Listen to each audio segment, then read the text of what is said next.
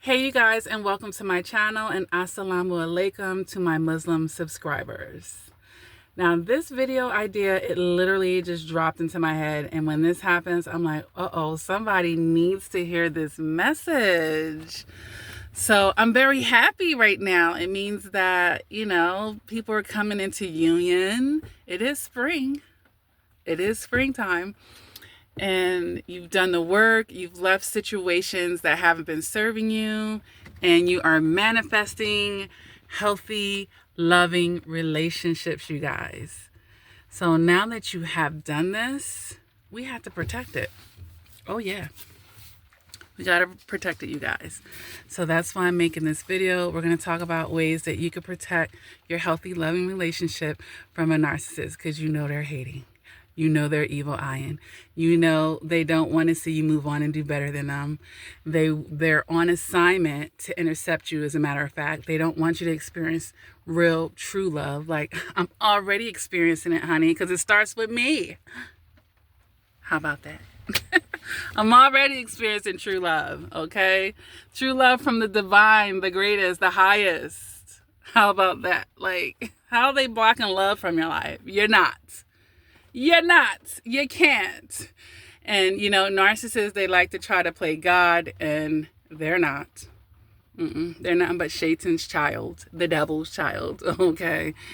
And what do they like to do? How do we identify something that's from the Most High versus something that's Satan? Confusion. So the first thing I want to tell you guys right now is, don't let this person bring confusion into your life when they realize that you are making this new connection. Like, wait a minute, this is actually going somewhere. Oh wait, they're actually engaged. They're planning a wedding. This person is actually getting married happily ever after. And no relationship is perfect, but there's certainly a difference between two imperfect people dedicated and committed to one another versus a relationship with a narcissist and a toxic person. All right, because this is my second time, you guys, making this video today. Literally, with the first recording, my throat chakra just felt suspiciously because there are people who don't want me back on my platform. They don't want me making these videos. And with millions of views on this channel, there are narcissists and toxic people that do not like to see me coming, honey, because I help open minds and give perspectives and give encouragement and give tips and tools to counter these minions. Okay? So they don't like to see me coming. They don't want me to really get my message out, but I'm getting it out. And that's not going to stop. So, don't let this person, number one, bring confusion to you, because that's exactly what could happen. They might try to love bomb you again and really give you the apology they never gave you, the sorry they never gave you. All of a sudden, they're in love with you. Like, all of a sudden, they'll try to trigger the wounds that you used to have with them, hopefully, because you've done the work. You don't have them anymore. And that's the thing that gives you the advantage with a narcissist. When you're doing the work, you're changing, you're progressing, you're shifting, you're being promoted, you're growing. Okay, while they're staying the same in that box that they always put you in, they assume that you're still in that box mentally and psychologically, and they try to play these same games with you. So yeah, they're going to try to come in. They're more than happy to be a third party, you guys, and love bomb you, try to get you to do suspicious things with them, try to get you to betray the trust and the loyalty that you have in this new relationship, to try to get you to sleep with them again, to try to get you to second guess which direction should you be going, because you could have had a very long-standing relationship with this person. You could have been waiting and making space and holding out that shred of hope, right, for that narcissist and toxic person for such a long time. And now they're finally coming, but the timing is they're going to come now that you've made a healthy connection with someone else and you guys are moving forward. They're trying to breed confusion. They want to come in between it, and we don't want them to do that. So on this side, we have a person that never took you for granted, that wanted to love you correctly the first time, that wants to do right by you right now, that's not trauma bonding to you, not leading with their toxicity and shadow side, versus the person who did the complete opposite. And now they've had this come to Jesus moment. Now, you're everything that they wanted and never should have let go of. And now this person is coming back into your life. Don't fall for it. And even if that person has changed, and if it's a narcissist, people can change, but it's so they don't change. And when they do, it's to become more manipulative, to become more toxic, to try to, it's like, I want to make a better fake $100 bill type of vibe. You know what I mean? So don't fall for it. And even if they have changed, let them a little spigot of something, because that's all it will be if it was. If you were able to penetrate all that toxicity and actually touch their heart a drop. Yeah, that change is going to be so minute. It would not, they would not have done enough work to be able to be with a person like you. You have to recognize the game when you see it. Don't fall for it. Don't let anyone come in between this. And we have to remember stuff like the 80-20 rule. And with a narcissist, it wasn't even 20%, bro. We had to, oh my gosh, 90.001 for anything good you were getting out of that. Some hard lessons, right? So be mindful about that. Don't be the person that's always jumping for the grass is greener, because that's how narcissists operate. All right. And don't let them trigger toxicities inside of you to make you hop into a dysfunctional space when you're operating out of a healthy space with your healthy partner. You know what I mean? Don't let them drag you back over. Be mindful of these possible triggers that they can try to trigger up in you to get you to do stuff, or just even try to get you to do something you shouldn't be doing. All right, out of your confusion and possible residual dysfunctions. Okay, because the whole point of healing from toxicity is, it may not ever get to 100%, but we want it out of your detriment, to where these people can't come back into your life and get you to self-sabotage, and treat you like a puppet. Like, I'm going to trigger them to do this. I'm going to tell them everything they want to hear. Now you're just taking them at face value, like you're forgetting who you're dealing with here. Come on. Don't do it, you guys. So do not let them bring confusion. Do not let them get evidence on you doing things. If you or no contact with this person, stay no contact. Everybody knows this happens. You get in a good relationship, all your exes from the past come popping up, narcissists or not. Okay? So you're going to be tested one way or another on how bad do you want this healthy relationship, how clear-minded you are, how past these traumas and, not having loose ends with exes or anything of the sort. If you have to parallel parent with this narcissist, we call it parallel parenting with them, because they never co-parent, because they're not really ever doing their part. You're carrying all the weight. They're being irresponsible. They're doing things based off of how you bow down to their ego and how you're making them feel.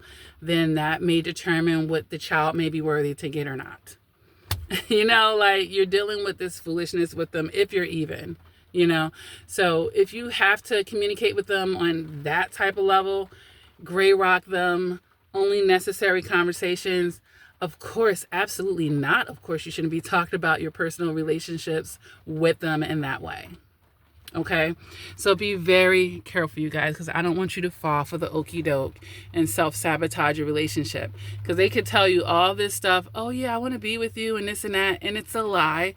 They just want to get you distracted, and once they've done that, then it's devalue and discard. All right, so be careful about that. The other way that you can protect your relationship, obviously, is to be with a person, you guys, that is emotionally mature to begin with. I'm really hoping that you are seeking out, obviously, you're done with this narcissist, then now you need to choose healthy-minded people who are mentally strong enough to endure stuff. Like, when you are getting to know someone, you should be asking them these types of questions. What if someone just comes to you, a stranger, and just says, I'm cheating on you, I'm doing this, I'm doing that? Because, that narcissist can make up all types of lies when they find out who this person is. Or there could be people, it might not even be your narcissist. They could have a narcissistic ex or a toxic person that hack claims to them and want to sabotage any healthy relationship they could have. Or it could be a stranger on the internet that's stalking and crushing and thinking, want to come in between, or, anything shadowy. Oh, is this person lustful? Let me see if I could get them to cheat, and anything to come in between a healthy thing. Shaitan, he's very busy. But this video is about protecting from a narcissist. So, hopefully you're with an emotionally mature person and you can ask these types of questions like, what would you do if a stranger you don't even know comes up and just starts telling you, your girl or your guy is doing this and that with me? How would you even handle it? Or what if they have a toxic family member that doesn't want to see them happy with someone else? What if they come and say, I don't want you with her? These are the type of questions you can ask this person without even getting into your situation. But inevitably, you're not going to go at this alone. You're going to eventually tell them after you get through these preliminary questions, like, everyone's not going to be happy for our union. People are going to want to try to come in between us. People do evil eye a good thing because there's too many people in miserable relationships, and it's a crab in a barrel thing. They don't want, we're miserable. Why do they get to be happy? What can we do to disrupt that over there? People are really mean like that because they don't want to give what they don't have, So you need to be with people who are actually emotionally mature so that you guys can survive something like this and survive it in a way that's not traumatizing. Like, this nutty person was inboxing me today. Do you know who this is? What in the world? And you guys, bring it to me. Don't have these secrets. Don't have the secrets. Be open about it. You can let them know, hey, I have an ex that I'm completely done with. But it doesn't mean that other people are done with you. You can be done with people and they're not done with you. And, I don't know, they may or may not do anything, but you should just be aware of this person. Over them, but they're not all the way there. Okay? Or whatever it is. If you have a kid with this person, let them know the relationship and about this person's toxicity so they're not blindsided. A lot of times why narcissists, their campaigns be working a lot of times, A, the person never really trusted you to begin with, but B, they're blindsided by not knowing things are going on. So you want to have mindful interactions if you have to interact with this narcissist because you're parallel parenting, and constantly reinforce the permanent ending that there's nothing here, it's none of their business, and all this and that. All right. You're also going to counter these evil eyes because you should be doing this as a partnership because you guys are together.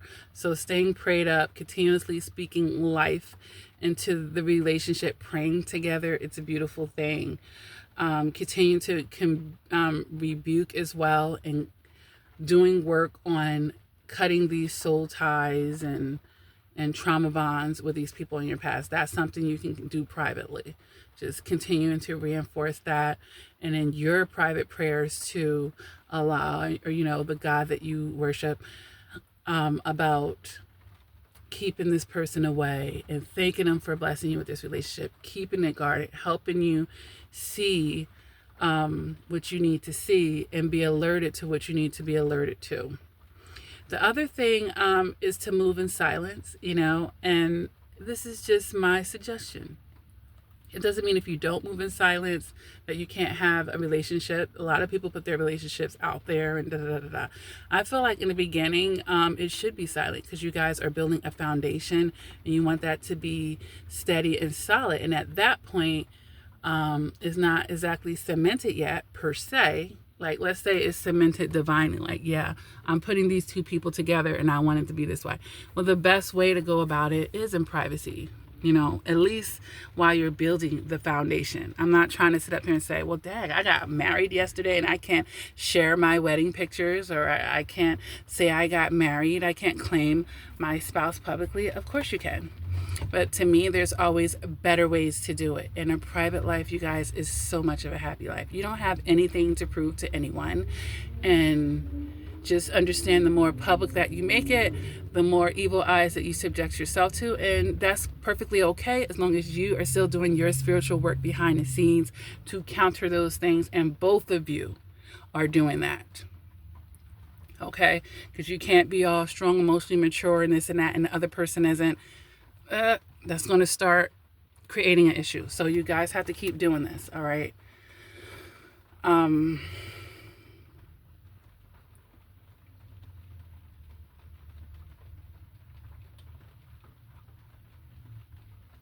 Just know that life is a classroom and it's a test, okay? Just period. And you will be tested when this new person comes. Like we already kind of touched on it with exes coming out of the woodwork when you get with new people. But have you really taken your lessons? Are you really ready to move on? You know, the test is going to come. That final exam is going to come. Just pass it, you guys, and you can do this, all right? I'm very happy. Let me know about the new love. There has to be new love. For me to get this video, you guys, there has to be new love coming. And it is springtime and things are blooming. And if you haven't manifested this yet, just stay positive. Continue to do the work.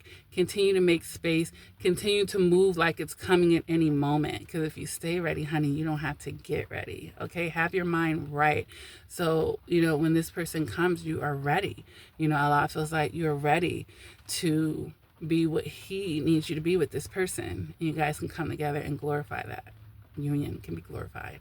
So I'm really excited and happy that we are finding love. You know, I don't want every video to just be talking about trauma. Some of it, we do the work, we move past it, and we go to other stages of life too. You know, all survivors aren't on day one of no contact. We're all in different places of our journeys. But for this one, for those of you who are coming into love, of course, we came into it with ourselves, but the romantic kind, getting married, being engaged. I'm so happy for you guys. And this is a great video because it's good to know this stuff beforehand, right? It's good to know it beforehand. All right. And then, you know, just keep doing it. You know, don't feel like the work is done after you guys are married or as well. Keep staying prayed up together. Because, you know, the longer your marriage is together, you know, Shaitan, he don't like families sticking together. He don't like successful marriages. So it's always going to be a target. And even more so, the more that's at stake, the more you guys build together, the more of a legacy you have. You have to know how precious that is, and you have to continue to guard it. You guys together keep doing the work and keeping, because these are spiritual attacks, keeping Allah in the middle of it, you know, keeping God in the middle of it, you guys. You have to do it. You have to do it.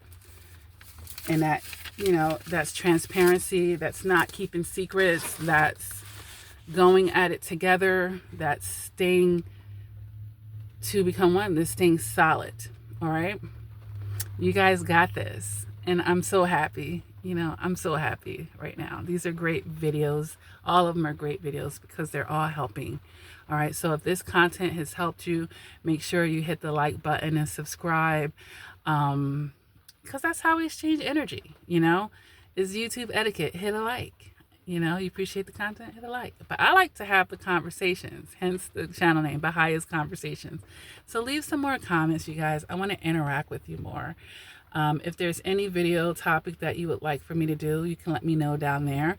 And like I said, I will be doing coaching again. That website will be up very soon. So keep an eye out for that. It will be LakiaCrawford.com again. So in time, you'll see where you can book your own coaching sessions with me if you want me to help you to do some work. But we're going to go ahead and close this out for all my lovebirds. I'm so happy for you guys. But you have to protect it. You know, when you get something good, you have to know how to maintain it and protect it. All right? So, continue to do the work. Never, ever give up on yourself. And until next time, please take care.